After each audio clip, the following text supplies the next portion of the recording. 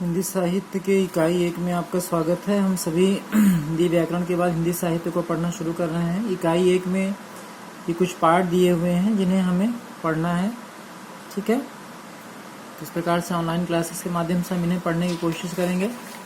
सबसे पहला पाठ एक देशभक्ति की भावना जगाने वाली कविता है जिसका शीर्षक है और भी दूं, और जिसके रचयिता रामावतार त्यागी जी हैं। कविता का शीर्षक है और भी दूं। इसका मतलब कवि और भी कुछ देने की इच्छा आकांक्षा रखता है, किसे? मातृभूमि को। तो कविता के बारे में क्या कहा गया है कि जननी जन्मभूमि से स्वर्गादपि गरीयसी, अर्थात माँ और मातृभूमि स्वर्ग से भी बढ़कर हैं। इनका ऋण चुकाने की सामर्थ्य किसी में नहीं होती। सौभाग्यशाली होते हैं वे लोग जो किसी तरह इनके लिए थोड़ा सा भी काम आ सके। और इस कविता का जो केंद्रीय भाव है वह यही है, अर्थात कहने का मतलब यह है कि कविता का केंद्रीय भाव क्या है? देश प्रेम या राष्ट्रभक्ति जिसे कह सकते हैं। देख लें कविता को। तन समर्पित मन समर्पित और यह जीवन समर्पित, चाहता हूँ देश की धरती तुझे कुछ और भी दूँ। तन समर्पित मन समर्पित, कवि अपना तन मन सब कुछ साथ में जीवन को भी समर्पित कर रहा है। और क्या इच्छा व्यक्त कर रहा है कि चाहता हूँ देश की धरती तुझे कुछ और भी दूँ। अपना सर्वस्व न्यौछावर करने के बाद भी वह इस देश की धरती को, इस मातृभूमि को अपना कुछ और भी देना चाहता है। दूसरा पैरा, माँ तुम्हारा ऋण बहुत है, मैं अकिंचन, अकिंचन अर्थात जिसके पास कुछ ना हो, जो गरीब हो, किंतु इतना कर रहा फिर भी निवेदन, थाल में लाऊं सजा कर भाल जब भी, भाल अर्थात मस्तक, सिर, कर दया स्वीकार कर लेना यह समर्पण, गान अर्पित प्राण अर्पित, रक्त का कण कण समर्पित, चाहता हूँ देश की धरती तुझे कुछ और भी दूँ। माँ तुम्हारा ऋण बहुत है। जिस मिट्टी पे हमारा जन्म हुआ है, जहाँ का हमने अन्न खाया है, जहाँ का जल हमने पिया है, जहाँ की वायु को हमने श्वास के रूप में प्रयोग किया है, हम उसके ऋणी हैं। और हम क्या है? अकिंचन है, बहुत गरीब हैं। हम चाह कर भी मातृभूमि के इस ऋण को लौटा नहीं सकते। उसके बावजूद भी कवि फिर भी निवेदन कर रहा है कि थाल में लाऊं सजा कर भाल जब भी मैं अपना मस्तक काट करके आपकी सेवा में ले आऊं, तो कर दया करके उस मेरे भेंट को, उस उपहार को आप स्वीकार कर लेना, उस समर्पण को। गान अर्पित प्राण अर्पित, रक्त का कण कण समर्पित। कवि कह रहा है कि मेरे रक्त का एक एक कण, अर्थात रक्त की एक एक बूंद इस देश को समर्पित है। मेरा प्राण जो है वो इस देश को समर्पित है। चाहता हूँ कि देश की धरती तुझे कुछ और भी दूँ। मैं चाहता हूँ कि इस देश की धरती को, इस मातृभूमि को कुछ और भी दूँ। मांझ दो तलवार को करो न देरी, बांध दो कसकर कमर पर ढाल मेरी, भाल पर मल दो चरण की धूल थोड़ी, शीश पर आशीष की छाया घनेरी, स्वप्न अर्पित प्रश्न अर्पित, आयु का क्षण क्षण समर्पित, चाहता हूँ देश की धरती तुझे कुछ और भी दूँ।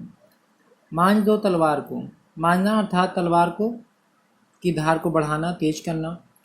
बांध दो कसकर कमर पर ढाल मेरी, उसकी कमर पर, कभी कह रहा है कि मेरी कमर पर ढाल को कस करके बांध दिया जाए। ढाल अर्थात युद्ध में सुरक्षा का अस्त्र। भाल पर, भाल कहते हैं मस्तक को। मल दो चरण की धूल थोड़ी, चरण की धूल अर्थात ये जो माता है, भारत माता है, इसकी चरण रज। शीश पर आशीष, और शीश अर्थात कवि कह रहा है कि मेरे शीश पर, मेरे मस्तक पर आपके आशीष की, आपके आशीर्वाद की छाया जो है घनेरी, वो घनी रहे, अर्थात हमेशा आपकी आशीर्वाद रूपी छाया मेरे मस्तक पर बनी रहे। स्वप्न अर्पित प्रश्न अर्पित, आयु का क्षण क्षण समर्पित। मेरे जो स्वप्न है, मेरे जो प्रश्न है, वह सब कुछ आपको समर्पित रहे, और मेरे आयु का, मेरे जीवन काल का एक एक क्षण आपको समर्पित रहे। चाहता हूँ देश की धरती तुझे कुछ और भी दूँ। इधर देखें, तोड़ता हूँ मोह का बंधन क्षमा दो। अब इस पैरा में कवि जो है अपने परिवारीजनों से क्षमा मांगता है, माफ़ी मांगता है। क्या कहता है? तोड़ता हूँ मोह का बंधन क्षमा दो, गाँव मेरे द्वार घर आंगन क्षमा दो, आज सीधे हाथ में तलवार दे दो, और बाएं हाथ में ध्वज को थमा दो। कहता है मोह का बंधन मैं तोड़ रहा हूँ। जिस घर में मैं रहा, जिन स्वजनों के बीच में रहा, उन सभी से मेरा लगाव था और मैं उन सभी को छोड़ के जा रहा हूँ, तो मैं मोह का बंधन तोड़ रहा हूँ, मुझे क्षमा करिएगा। मेरे गांव, घर, मेरे आंगन, आप सभी लोग मुझे क्षमा करिएगा। मेरे प्रियजनों, मेरे परिवारीजनों, मेरे हाथ में तलवार दे दो और बाएं हाथ में ध्वज को थमा दो। सुमन अर्पित, चमन अर्पित, नीड़ का तृण तृण समर्पित, चाहता हूँ देश की धरती तुझे कुछ और भी दूँ। सुमन अर्पित, चमन अर्पित, नीड़ का तृण तृण, अर्थात कवि के घर का जो कुछ भी है वह सब कुछ अपनी भारत माता को समर्पित करना चाह रहा है, अपनी मातृभूमि को समर्पित करना चाह रहा है। जो उसके जीवन रूपी बगीचे की उपलब्धियां हैं, जो भी उसने जीवन भर कमाया है, वो सब कुछ अपनी मातृभूमि को न्यौछावर करके मातृभूमि की सेवा के लिए अपना सर्वस्व न्यौछावर कर देना चाह रहा है। तो इस प्रकार से इस पूरी कविता का केंद्रीय भाव क्या है?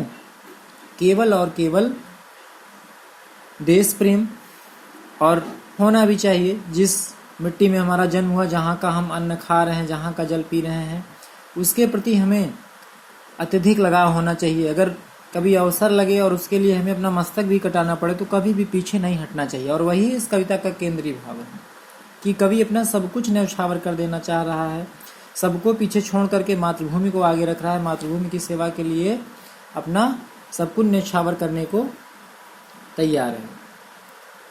तो एक एक करके इस पैरा को आप अच्छे से पढ़ेंगे, समझेंगे। जो चीज़ न समझ में आए पूछ सकते हैं।